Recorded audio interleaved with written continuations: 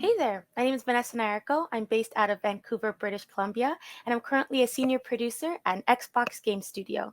I've been in the gaming industry for 7 years, and prior to this, I was production manager at Ubisoft working on Far Cry 6.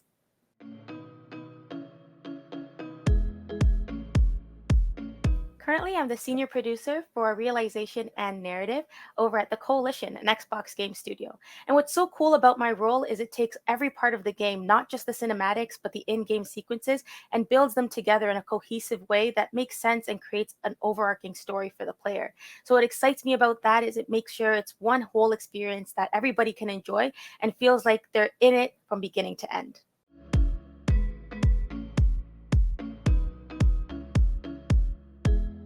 Personally, I think the skills most crucial to succeed in a career in game production is a sense of collaboration, teamwork, and passion. And you have to be able to prioritize what's most important. You're going to be working with so many different departments and so many different teams. So you want to make sure that one, you have a good sense of teamwork. Two, you want to work together to make sure you're bringing the end product together. But also, three, with all of the different features and different aspects to work on, you have a good sense of what needs to happen first, second, and third.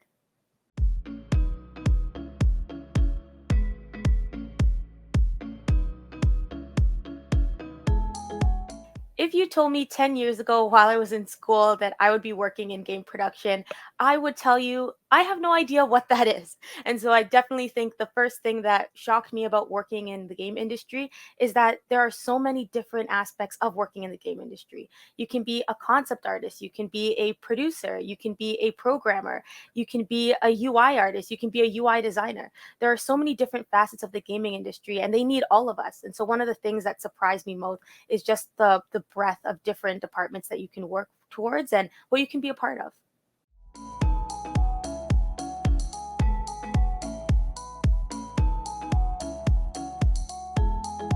The biggest advice I can give for anyone that's new or looking to move into the gaming industry is to take a look at your transferable skills. I wholeheartedly believe that so many people have so many skills they don't even know would transfer over to working in game development. Maybe you're highly organized. Maybe you've always had an eye for design or composition. These are skills that are easily transferable so long as you know how to market yourself towards them. So I would say take a look at all the work that you've done up until this point and really see how you can maybe mold them into your next resume or your next application to your first studio.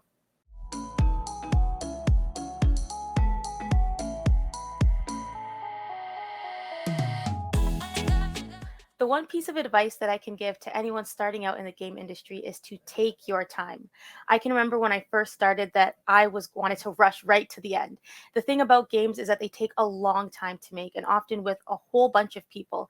So take your time, take care of yourself along the way, enjoy the journey because every part of the game production cycle is going to be different. You're going to learn so much about it that you didn't learn about it in the cycle previously. And you're going to miss all of the fun parts if you're just trying to rush to the end of actually releasing the game.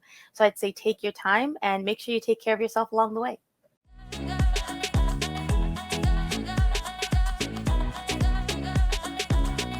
There are a few different avenues to becoming a game producer. One of them is starting off in game production, so that might be either being a production coordinator or junior production manager or a project manager.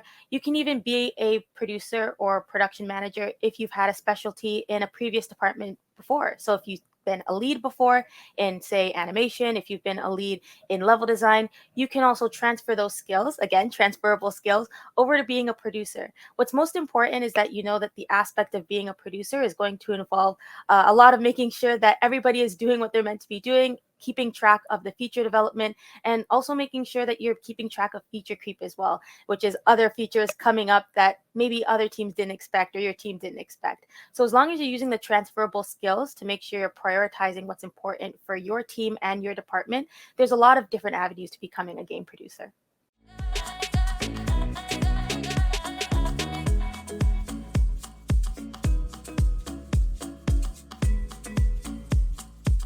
So I went to the University of Waterloo for digital media, professional writing, and for business, which is just a very fancy way of saying I went for digital media and business and a little bit of narrative writing along the way. what was super valuable about that program is it offered a super robust co-op program. And it was through that co-op program that I had one of my first internships working as a marketing manager for an Xbox game studio. And so it was really my first foray into games and what that meant. I wasn't in game development, but I was game development adjacent. And it let me see this wonderful world that was maybe just always felt a little bit just beyond my grasp. But I had wonderful mentors, being my first manager, Karina Vives, who really championed and encouraged me to get into game development. And once I was in, I had a plethora of different mentors that taught me how to do things from first ADing, so first assistant directing for cinematic shoots, that taught me how to do basic animation, that taught me how to do sort of the first general skills that would help me hone my skills as a production manager, but also hone my skills as someone who could be relied on and someone who could know the expertise of the department that they were supporting. So I think that was crucial to getting my bearings in the first few steps in game development.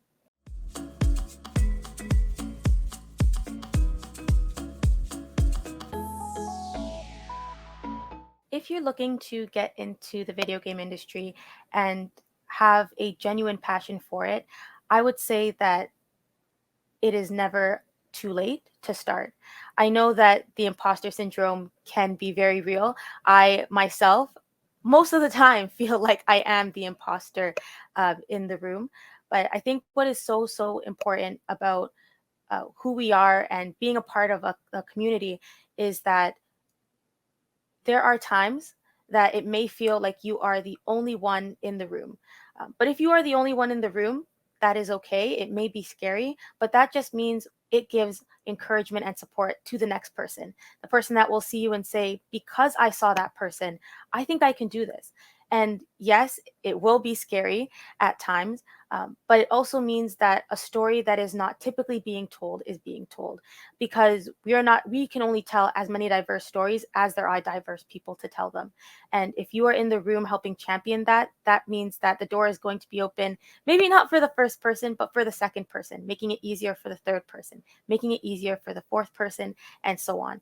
And that's really where we want to be.